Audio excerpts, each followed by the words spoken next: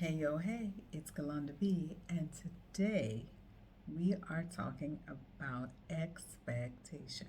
Okay, so if you are new here, my name is Galanda B, and I am an emotional awareness coach dedicated to helping you understand and connect with your emotions through mindfulness, enabling you to experience greater joy and peace in your life. Okay, today's topic is again based on or comes out of conversations that I have had with friends and people over the last day or so. And it seems as if the pondering and the musings around what our expectations has been coming up quite a bit. So I thought this was a great time to share. Okay, so today we're going to talk about expectations within the framework of mindfulness and emotional awareness, right? Let's start with what are expectations, right? An expectation is a strong belief that something will happen, right? Like that this is what's going to be the case in the future, right? That's what expectation is, a strong belief that a certain thing or set of events is going to occur, right? And then mindfulness, of course, is paying attention on purpose in the moment without judgment. Yeah, I know I love that part of it. And then emotional awareness is the ability to recognize and understand, even including up to labeling your own emotions as well as those of others, and then essentially being able to manage those emotions, right? It's being conscious of your feelings and the feelings of others and how they impact how you move through this world, right? So you say, okay, Galanda, you've told us what expectations are. You've told us what mindfulness is. You have told us what emotional awareness is. Okay, and what? What does that mean? So I have my notes as always because I don't want to leave anything out, right? Let's start with expectations. So we know what they are, and there are essentially three types of expectations that we have, right? So we have our personal expectations. That is what we think about ourselves, what we project in the future that we would want ourselves to act in a certain manner or respond in um, a certain manner. Then we have expectations of others. Others meaning our interpersonal relationships, family, friends, maybe even work people. And then there are societal expectations, right? This is things like what constitutes what is success, what constitutes what is acceptable in a particular situation, um, what constitutes a particular idea of beauty, even, right? These all can be categorized under societal expectations. So, what happens is when expectations are met, whether they're for yourself, for others, or within the framework of you being in your environment and society, your emotions kick in, right? And you may experience things like frustration. You had a certain thought that someone was going to do something that they said that they were going to do and they didn't. So you might experience frustration. You might even experience anger. And oftentimes, we also experience disappointment but mislabel it as frustration or anger, right? However, we also experience emotions when the expectations are met, right? So when things go in the manner that we project them or expect them to be, we're usually very content, right? There's a sense of satisfaction. Dare I say, in some cases, even a sense of happiness. The issue is when we are so rigid in our expectations that we are unable to adapt so that when expectations aren't met, we'll go off the rails. But as long as the expectations are met, we're doing good, right? So how do we use mindfulness, right, to manage these expectations? So again, being fully aware and present, right? Be in the moment, but not just be in the moment. Be in the moment without judgment. And I know I repeat this a lot. And I'm going to give you this scenario again. Imagine being in a particular situation, observing it as if you were a reporter. Reporters technically are not supposed to have a stake in the story, right? They just report the facts. They are just observing and reporting, okay? And that's how we can start with managing our emotions, by being mindful, just observing what's going on without judgment of it, okay? Another way mindfulness can influence how we manage expectations is that because we're in the moment and we're observing it without judgment, we are accepting things how they are instead of how we wish them to be. Okay? We are accepting things how they are rather than how we wish them, or the key word today, expect them to be, right? So when we are practicing mindfulness, it helps us to be more flexible. And it's because we are separating ourselves from this, very stiff viewpoint of it has to be this way, right? That's the expectation. Mindfulness says this is the way it is, right? So it helps support us to be more adaptable. And then, of course, the non-judgment piece, right? Another way that mindfulness is helpful in shifting expectations is that it allows us to observe the emotions without reacting immediately, right? We want to work on responding, not reacting. And when we're mindful, we're present in the moment without judgment, we're observing what is happening, right? That gives us a little bit of space to maybe see bigger than what we think the situation currently is. And so this allows us the space and the options to give us to be able to see options rather than just to react, right? So how do we do this, right? Y'all know my favorite no cost way is breath work, right?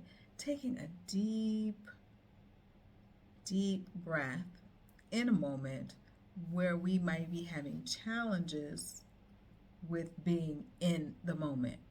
Focusing on the breath. There is nothing else that is always with you that you can use like the breath, right?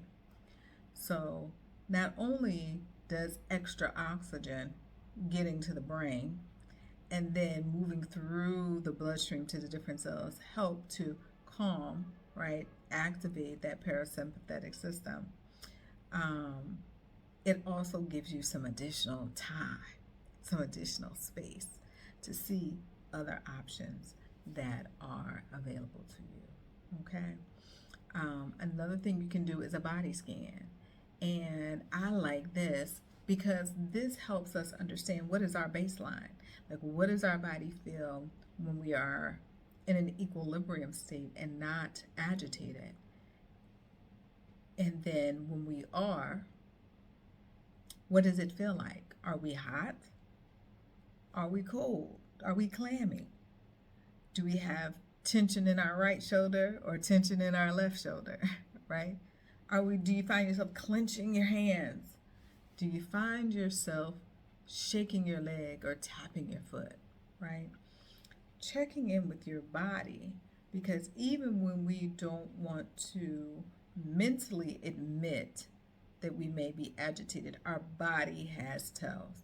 So if we do a body scan and we are noticing some actions that are outside of our equilibrium, that's a key to let us know, okay, you need to use some of your tools in order to move into the state of equilibrium, right?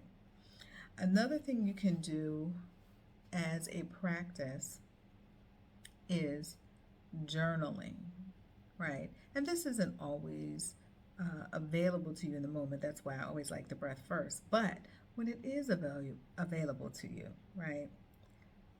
Journaling and outlining your expectations versus what really happens can help you get that separation, right? To see, hey, maybe what I was thinking is a bit unrealistic, right? So, okay. Again, our emotions are neither good nor bad. They're just information, right?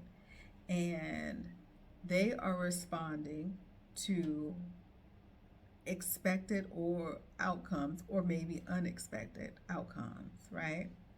So how can we, regulate through these emotions? We can do things like pause, and I like orientation. So if I'm faced to the right, turn slightly to the left. If I'm faced to the left, turn to the right. If I'm looking up, look down. If I'm looking down, look up, right? Changing orientation gives you a slightly different perspective, where then you can approach yourself with curiosity, right? You can say things like, what am I feeling now?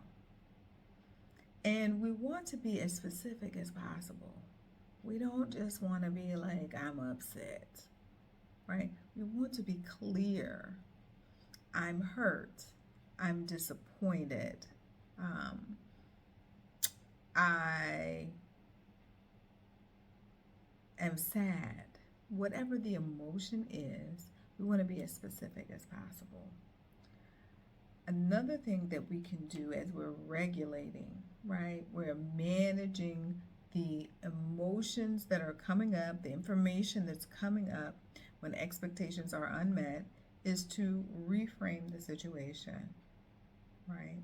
So you might have had an expectation of something, it did not go in the manner that you had projected it to. You can now ask yourself, what can I learn from this? What do I do now with this outcome that I'm doing differently from the outcome that I previously had? Okay? And then always, always give yourself grace.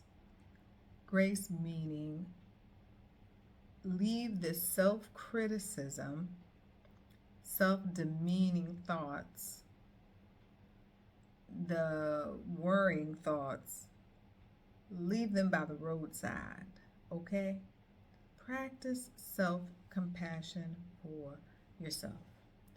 So in order to, you regulate through the emotions, but you also want to learn and start to practice how to create healthy, mindful expectations, okay? So one of the things to do is to work on setting realistic goals. And setting realistic goals is a balance of what you want to do with your ability to adapt to what may come from what you're going to do, right? Instead of being so specific, and sometimes we do need specific goals, so don't get me wrong, I'm not saying don't do that, but start with the intention, right? That's the wider, bigger mental capacity, and move and hone in into the goal. So start with the intention, right? My goal is to get to my doctor's appointment on time, right? That's the goal, that's the end goal.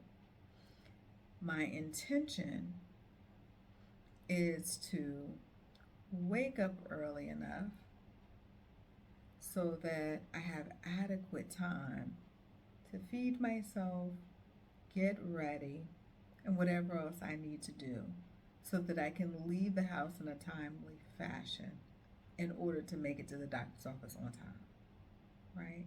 So the intention comes even before the goal, right? Another way you can start to work on ensuring that you have healthy, mindful expectations is to be aware of external influences, right? Is what you believing should happen, would happen, is it really your own thoughts and your belief system, or is it one that you have adopted, acquired, and just have been using because you haven't taken the time to really reflect and decide if this is something that you should be doing, right?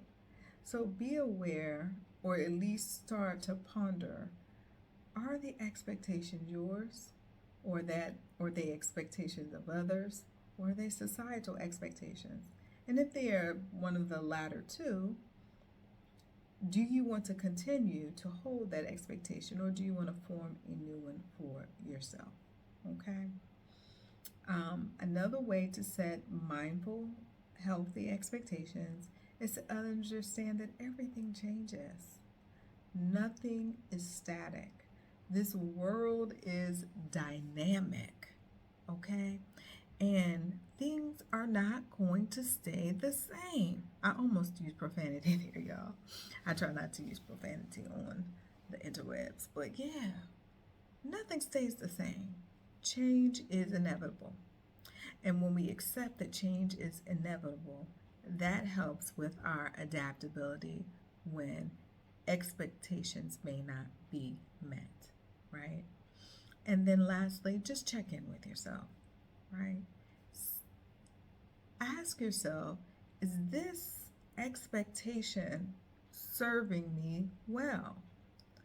Is it advantageous to my overall emotional, mental well being? And if it's not, you know what you can do with it. Put it right in the trash. Okay? Leave it by the roadside. So check in with yourself sometime. So, in conclusion, right, your expectations are going to shape your emotional responses. However, you can use mindfulness to help manage the expectations as well as the emotions, right? Tools like breath work, self reflection, and reframing, right, help you to create an emotional balance so that you're not rah rah when the expectations are not met, okay? And then adaptability, being able to adjust instead of stay with something that's so rigid will help you create a more mindful, healthy expectations in your life, right? So I'm curious. What expectations have you struggled with, right? And how did it affect you emotionally? Let me know down in the comments. Until the next time, it's Galanda B. Bye bye.